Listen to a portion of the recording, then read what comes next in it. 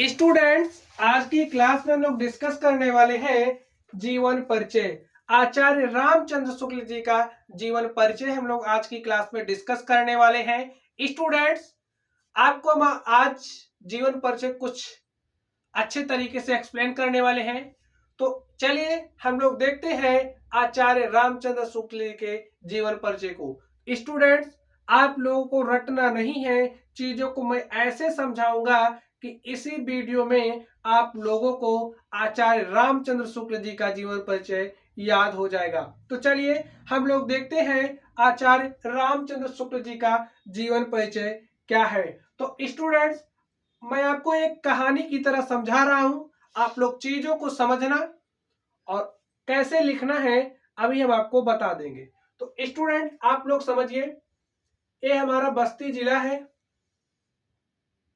कौन सा जिला है? ये समझिए बस्ती जिला है। बस्ती जिले में एक गांव है और उस गांव का नाम है अगोना गांव। कौन सा गांव है भाई? बस्ती जिला है तो इसमें बहुत सारे गांव होंगे और हमने इसमें से एक गांव को लिया। एक गांव है अगोना। एक कहानी है अगोना गांव की। अब इसमें रहते थे कौन? इस गांव में चंद्रवली चंद्रवली शुक्ल। कौन रहते थे? चंद्रवली शुक्ल। और कौन रहता था? इनकी पत्नी। इनकी पत्नी कौन थी? विभासी। चंद्रवली शुक्ल और चंद्रवली शुक्ल जी की पत्नी विभासी अगोना गांव में रहती थी। ये समझिए हमारा अगोना गांव हो गया। 1884 में क्या हुआ इस गांव में?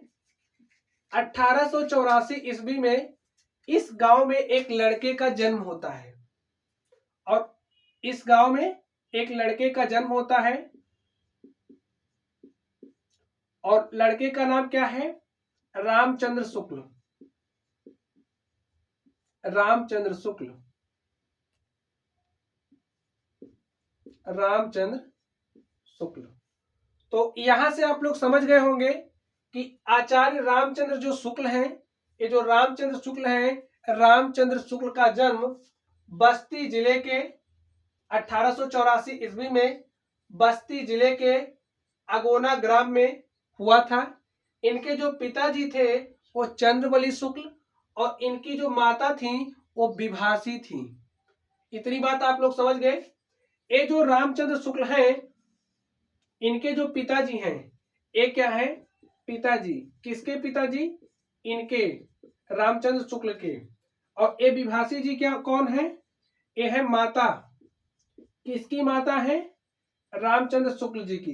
तो यहां से चीजें आप लोगों को क्लियर हो रही होंगी। चलिए, अब ये जो चंद्रवली शुक्ल है, ये अपने परिवार के जीवन यापन के लिए कुछ ना कुछ काम करते रहे होंगे। तो एक कौन सा काम करते थे? एक कानून गो थे। क्या थे? कानून गो थे। क्या थे? कानून गो थे।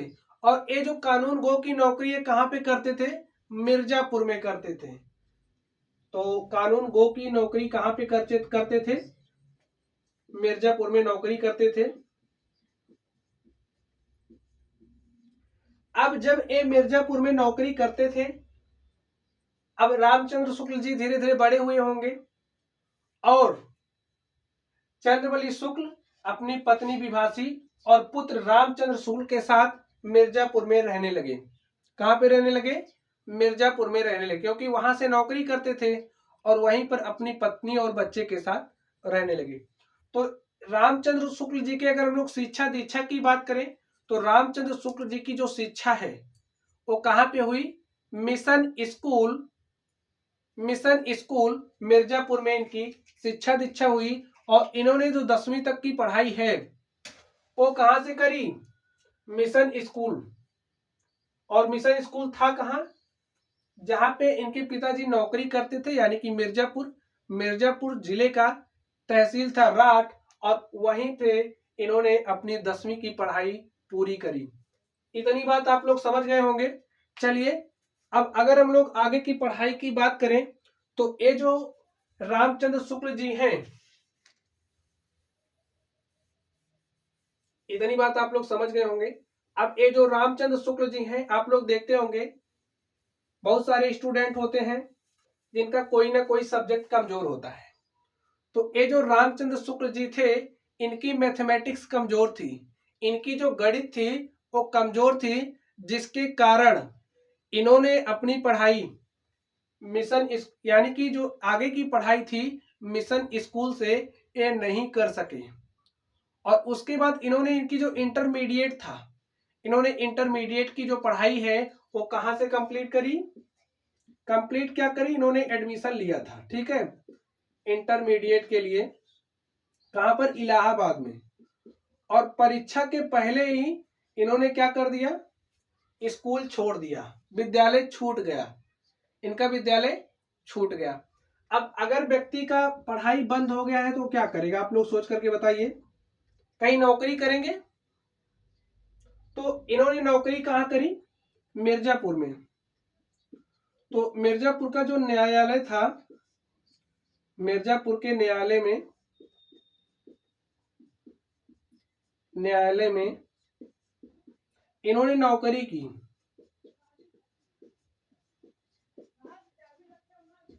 इन्होंने नौकरी की। अब जो मिर्जापुर का न्यायालय था, इन्होंने वहां पर नौकरी की। तो आप लोग देखते होंगे कुछ ऐसे लोग होते हैं जिनका स्वभाव नौकरी पेशा से नहीं होता है, यानी कि उनका स्वभाव कुछ दूसरा करने का होता है। तो उनको इनको जो रामचंद्र शुक्ल जी थे, इनको समझिए काम पसंद नहीं आ रहा था, तो इन्होंने क्या किया, इस नौकरी को छोड़ दिया। और अब नौकरी छूट गई तो इनका स्वभाव अध्ययन और अध्यापन की तरफ आगे बढ़ा। तो ये जिस स्कूल से पढ़े थे, किस स्कूल से पढ़े थे, मिशन स्कूल। तो इन्होंने मिशन स्कूल में चित्रकला के अध्यापक के रूप में कार्य करना स्टार्ट किया। और यहाँ पे चित्रकला पढ़ाते थे और साथ में क्या करते थे, देखिए, साथ में कहानी, कविता, नाटक, निबंध की रचना भी किया करते थे। क्या करते थे, पढ़ाते थे, निबंध, नाटक, कहानी की रचना करते थे। और इनकी ये जो लिखने की कला थी, इनकी विद्वता दूर दूर तक प्रसारित होने लगी। तो डॉक्टर श्याम सुंदर दास, जैसे आप कहते हैं ना, हीरे की परख जौहरी को होती है, तो ये जब रचनाएं करते थे तो डॉक्टर श्याम सुंदर दास जी ने इनकी रचनाओं को जब देखा, पढ़ा, तो डॉक्टर श्याम सुंदर दास जी ने रामचंद्र शुक्ल जी को अपने पास बुला लिया। और श्याम सुंदर दास जी ने काशी नागरिक प्रचारणी पत्रिका के जो संपादन का कार्य है वो रामचंद्र शुक्ल जी को सौंप दिया। 19 वर्षों तक रामचंद्र शुक्ल जी ने काशी नागरिक प्रचारणी पत्रिका का संपादन करते रहे। उसके बाद जो रामचंद्र शुक्ल जी थे, रामचंद्र शुक्ल जी को क्या किया गया, रामचंद्र शुक्ल जी जो काशी हिंदू विश्वविद्यालय है, काशी हिंदू विश्वविद्यालय में क्या हो गए, प्राध्यापक हो गए।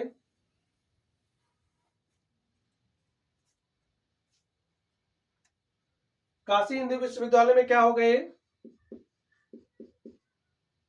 काशी हिंदू विश्वविद्यालय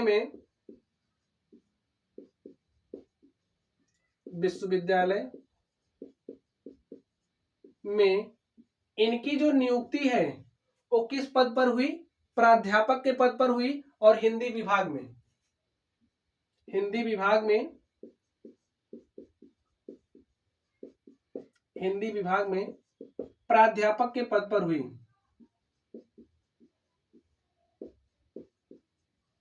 पद पर हुई। तो स्टूडेंट्स, आप लोग फ्लो समझ पा रहे होंगे कि हमें किस तरीके से चलना है।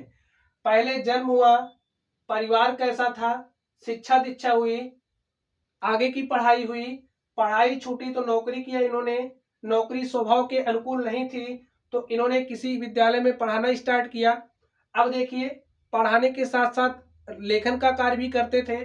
तो लेखन का कार्य करते थे तो डॉक्टर श्याम सुंदर दास जी ने इनको अपने पास बुलाया। काशी नागरिक प्रचारणी पत्रिका का रामचंद्र जी ने संपादन किया। और फिर काशी हिंदू विश्वविद्यालय में प्राध्यापक हो गए हिंदी विभाग में। अब इसके बाद डॉक्टर श्याम सुंदर दास जी की मृत्यु हो गई। जब डॉक्टर श्याम सुंदर दास जी की मृत्यु हुई तो इनका क्या हुआ, ये प्राध्यापक से अध्यक्ष बन गए। क्या बन गए, अध्यक्ष बन गए। और इसके बाद ये अध्यक्ष पद पर बने रहे। इनका धीरे धीरे स्वास्थ्य बिगड़ने लगा और इस तरीके से जो आचार्य रामचंद्र शुक्ल जी थे, इनका परलोक गमन हो गया, इनका देहावसान हो गया। और कब हुआ था, 1941 में। 1941 में आचार्य रामचंद्र शुक्ल जी का, रामचंद्र शुक्ल जी का देहावसान हो गया।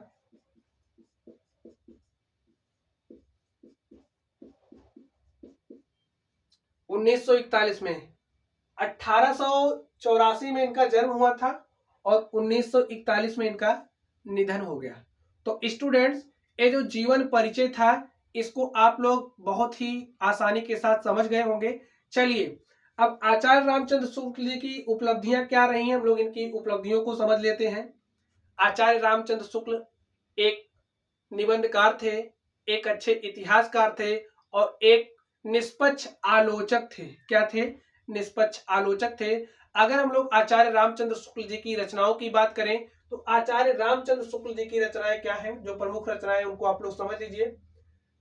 विधा कौन सी है, निबंध। निबंध विधा की अगर हम लोग रचना की बात करें वो हमारी चिंतामणि है, विचार वीथी है। अगर हम लोग आलोचना की बात करें तो आलोचना इन्होंने रस मीमांसा, त्रिवेणी और सूरदास जी की करी है, की रचना की है।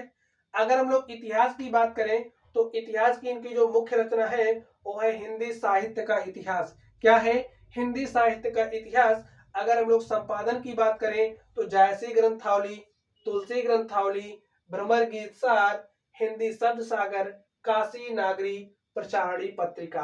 तो स्टूडेंट्स, इस तरीके से हमने आचार्य रामचंद्र शुक्ल जी का जो जीवन परिचय था, इनकी जो रचनाएं हैं, इसको डिस्कस किया। और देखिए कितना इंपॉर्टेंट है, प्रत्येक वर्ष पूछा गया है। इतना आप लोग अगर ढंग से पढ़ेंगे तो चीजें आप लोगों को इसी वीडियो में याद ही हो जाएंगी। तो चलिए स्टूडेंट्स, आप लोग पढ़ते रहिए। अगर आप लोगों को कोई भी डाउट हो तो आप लोग कमेंट बॉक्स में कमेंट करना। वीडियो पसंद आए तो वीडियो को लाइक करिएगा, चैनल पर नए हो तो चैनल को सब्सक्राइब करिएगा। तो चलिए गाइस, आप लोग पढ़ते रहिए। Thank you.